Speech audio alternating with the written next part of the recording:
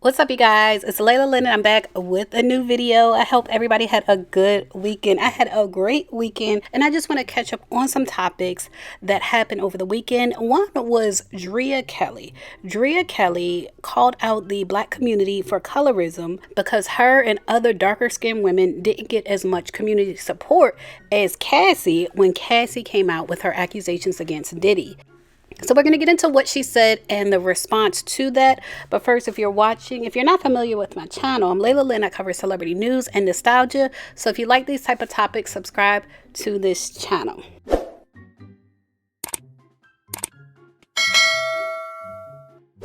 All right, you guys, so this is what she said in an interview with Merch TV. Shout out to Merch TV and shout out to Kyle at the Neighborhood Talk for covering this. I think it's an interesting topic, and we're going to get into what I saw as someone who covered the stories of all three of these women. We'll get into what I saw on social media as each of their stories was playing out. Domestic violence is such a bigger discussion now because of where we are at the state of social media versus, years ago when you were allegedly going through what you were going through at that time. Well, I'm gonna clear that up because I know you have to say allegedly, but ain't nothing alleged about what I went through. But I understand what I do. I understand that. So no offense to you, but to the ones who want to play in my face, he gets to say allegedly. Yeah, social media has brought it to the forefront, but I just want to say this, and I need us as a community not to be offended when I say it, but let's wake up and take our blinders off when I say this. Yes. It's really amazing to me that women like myself could come forward. Keke Palmer can come forward with a whole video of her getting flipped over an entire couch. But when you look like Cassie, we pay attention. Wow. Okay? Mm-hmm. So we need to start being real as a community. We pick and choose who we want to celebrate and advocate for based even upon the way they look. Wow. Did we advocate for Kim Porter in the same way? Did we advocate for Keke Palmer in the same way? Did we advocate for Drea Kelly in the same way? Because I've seen so many celebrities come forward, hashtag Cassie, we love you, we here for you. Where was the hashtags for Keke? Where was the hashtags for Drea? And the ones that even came before me. Thank God Tina Turner did not tell her story in this day and age of social media. Yes. Because you better believe two things can be true at one time. And people need to realize as a community, y'all love the persona. Us as women, we deal with the person. Mm-hmm. And you're never going to know that person the way we do. You're not meant to. Because there's a bigger machine that even pushes them. There's a machine behind them that pushes the persona. Mm-hmm. But they also help to cover up, hide, and bury things that they do as a person. And until we become very aware and want to be educated like that, it's never going to change. But again, we need to take colorism out of it and we need to educate ourselves because that blew my mind to me. I thought, now here we are. We're all coming together and all these celebrities and we should celebrate her and we should support her. That is not what I'm saying at all. But then we need to step back and look and go, no, we didn't do that for Keke, did we? We didn't do that for Drea, did we?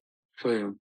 But again, our own community, we got to deal with that demon. We got to deal with that thing in us. Mm-hmm. And I don't know how we do it. All I know is that I have to open my mouth and you might not like what's coming out of it, but most times we don't like truth.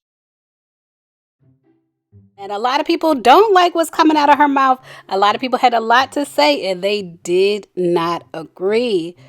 This person said Drea Kelly is a clown. Cassie was and is still being called a liar. Keke Palmer had us ready to ride for her, and the then is it looked like she got back with him. She said, you was helping Robert to a degree. You are no one's hero, but you are a victim, so I'll chill. Someone else said, Drea, you're not the messenger. Cassie wasn't truly believed till the video dropped, and she never defended the person who harmed her or kept his name. You did both. Stop projecting. You can't cry colorism when accountability dodged you first. A lot of people are saying that Drea did help R. Kelly in hiding his crimes and even victimizing other people. That's what people are saying. Someone else said Drea Kelly must have been hiding under a rock because social media went nuts over Keke Palmer. Everyone was ready to ride for Keke and went hard for her to the point Darius deleted his social media accounts. That is true. That is true. Someone else said Drea and Kiki are both problematic victims. I would put Cassie in that too. They said that's why neither barely received support, still went on to associate with and stay with the people that harmed them, then went on to keep supporting people who harm other people. Meanwhile, Cassie been fighting for actual justice. That's the difference. And at a certain point, yes, Cassie has been fighting for actual justice, but there was also a certain point where Cassie was problematic. If you know the details, I'm not even going to get into that. Someone else said Drea is still wearing this man's name and she still dances to his music on social media. Sit this one out. Unlike Tina Turner wanting to keep her name because she's an artist, there is no reason for Drea to still have any ties to R. Kelly other than the kids. And so someone posted the video of Drea dancing to R. Kelly. And of course, I can't play the song because of copyright. But shout out to D-Ray who posted it. But if you look at the captions, she is like, yep, I'm dancing to my baby daddy music. So y'all just take a look at the captions.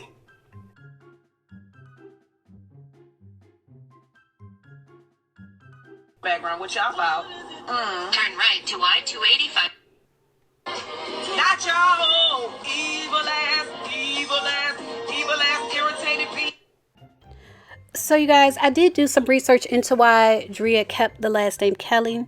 She's been very outspoken about it. And she said despite R. Kelly's criminal convictions and the public weight the name carries, she is going to keep it. In interviews over the years, she has said that keeping the name is about reclaiming what she earned and controlling the narrative. So in an interview with Madame Noir, she said, quote, I paid for my name in blood, sweat, and tears, literally. And so she explained that she built parts of R. Kelly's creative empire through her choreography, her stage direction, and her years of emotional labor, and that the name represents her own contributions as much as it does his fame. So basically, to me, it's saying that she worked to make him famous, and so she wants to keep that name. She wants to keep what she worked for.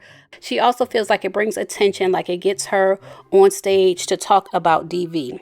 She told Vibe, the last name Kelly gets 2020 to follow me. The last name Kelly gets me on CNN to talk about DV awareness and to be an advocate. And she told Madame Noir, that name didn't harm me, Robert did. And so basically she wants to keep the fame associated with it so she can be an advocate for DV. Now, I personally see it very differently. Even from a spiritual standpoint, I would have to get rid of that name. To be clear, colorism absolutely affects how people treat victims of DV, and it shows up in ways most people don't even realize. Darker skinned women especially are often seen as less innocent, less emotional, and less in need of protection than lighter skinned women. There have been studies on that, and at this point, it is a fact, believe it or not. And that bias seeps into how their stories are told, how their pain is believed, which is a big issue, and even how their safety is prioritized. When a darker skinned woman reports being harmed, she's more likely to be questioned, blamed, or dismissed. But comparing Keke Palmer, Cassie, and Drea Kelly, I didn't see that much support for any of them, even Kim Porter, because a lot of people feel like if you're a victim in that type of situation, that you contributed to it, that you somehow allowed it. Like, that's how a lot of people see it. In my opinion, there's not an outpouring of support for any of them. And I think with Cassie, the whole issue was that lawsuit she won, like that $30 million or alleged $30 million lawsuit she won. I feel like that's what got people's attention. And then when that video was released, that also got people's attention. I just think there are layers and layers of factors of why victims are treated differently from each other. There are a lot of layers to it. And with Cassie, it was more high profile because it was Diddy, and it was more money involved because it was Diddy. Y'all leave a comment. Let me know y'all's thoughts. As always, thanks for watching. Now, if you made it this far to the end of the video, then I think you like my content. So make sure you subscribe and check out my channel. I have over 1,000 videos on my channel. Check out my playlist and my podcast, and I assure you, you will like more of my content.